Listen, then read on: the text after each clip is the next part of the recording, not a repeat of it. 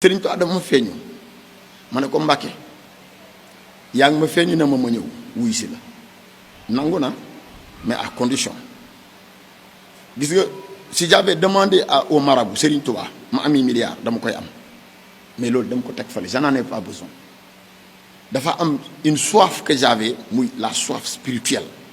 dama ko daan dund quand j'étais catholique di dund la foi spirituelle d'une manière extraordinaire man mosuma bëgg lu dul lu baax mosuma bëgg lu dul servir Dieu j'ai servi Dieu dans l'église et j'ai senti que servir Dieu am na lu mu war a mën a servir ci doomu aadama am na lu mu war a mais bi ma Sëriñ Tuubaa feeñoo dama ko ne Mbàkke fii ma nekk Sam je le préfère à n'importe lequel des lieux nekk fi di servir yàlla dans sa maison mu ne ma dinaa la jox kër gu ko gën ma ne ko ah bon c'est la première condition ma ne ko deuxièmement je suis un érudit et un féru de la Bible boo ma ko bàyyi loolu lan nga may jox mu ne ma dinaa la jox lu ko gën ma ne ko man enseigner rek mooy sama te enseigner diine moo ma gënal mu ne ma dinaa la def lu ko dinaa la ko def ces trois là ont été réunis te bi ñu koy réunir Serigne Saliou moo ko motali damay dugg ci l'islam Serigne Saliou moo ma dugal ci l'islam tànn tur bu gën a neex ci jullit jox ma ko muy Muhammad Rasulullah sallallahu alayhi wa sallam Serigne Saliou mosuma woowee lu dul rasul Muhammad rasul bu fu mu ne woon Mohamed rek da ciy teg rasul bi ci tegu mooy bi ma tuddee Mohamed ce que j'avais perdu je suis sorti de l'église et j'ai intégré une mosquée c'est là où m'avait trouvé mooy fii ngeen ma fekk tey jumaa ji sama papa moomu ko sama maam moomu ko man moomuma ko danaa xëy dee ba ko fi mais je remercie Dieu de l'avoir servi et de l'avoir transformé de cette manière-là mais man je me sens fier li fait que Serigne Saliou m'ait fait musulman et que je sors et que ay musulman di jël royuwaay ci man beneen fierté bi mooy le fait que chaque jour y en a pas une seule semaine bu mën a jàll te duggumul nit ci diine l'islam pas n'importe lesquels parce que yenn saa yi nga dégg nit ñu ne la tuub na affaire te lii l'islam laaj du ko def le dernier que j'ai converti c'est le vendredi passé moom mën naa wax léppam ndax il s'appelait Dominique Sagna c'est un étudiant balaa bi muy ñëw di tuub si ci man j'ai tout fait pour mu maîtriser le Coran xam nu ñuy jullee xam lépp man noonu laay tuubalee nit du ma jékki-jékki rek pour avoir une liste wala bëgg ne tuubal naa diw di ko def déedéet je te mets sur des conditions parce que man li ñu ma defal lan la lay defal te yonent bi sallallahu alayhi wa sallam nee na fexe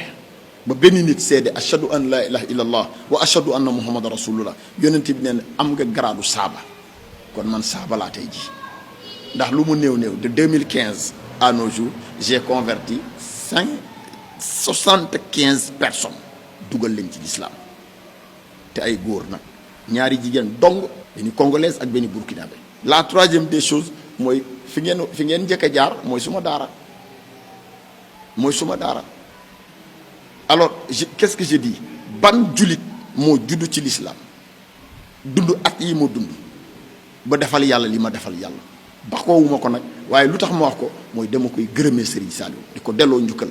ci dimbal gi ma dimbali te seetaanuma benn yoon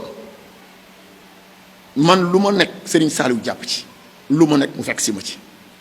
tiituma fu may jëm ragaluma fu may jëm tiituma ci lu may def ragaluma ci lu may def lu ma entreprendre rek dama koy entreprendre en pleine conviction que Serigne Saliou est près de moi il va m'aider à réaliser cela te loolu day am tout le temps mosquée bi ñu koy entamé on avait que 5000 francs ma giñ ci Serigne Saliou day mët la mosquée elle est prête en l'espace d'1 an matul 1 an te c'est très rare nga gis jumaa bu ñu tabax mu pare en 1 an mosquée bi boo fi ñëwee nga xam ne liggéey nañ ko ci en l'espace kër Serigne Touba bi fële boo fa demee nga xool c'était la même chose bi ñu koy tàmbali on avait que 5000 francs moo tax Serigne Saliou ne ma moo tax ñu defar la teel ndax da nga am mission bi nga war a dox moo tax ñu defar la teel defar teel bi mooy lan fexe ne ba mu doon jullit xaqan nag lu jullit di xam naa ko fexe ba def ci man alxuraanu karim et je le redis encore une fois depuis 2015 je suis en train de le dire je suis celui que Serigne Saliou a fait mu dem tari alxuraan te jàng ko ci benn daara amul benn daara moo ko jàng on m'a forgé de cette façon nii la ma Serigne Saliou defare mosuma toog ci Serigne daara jàng ko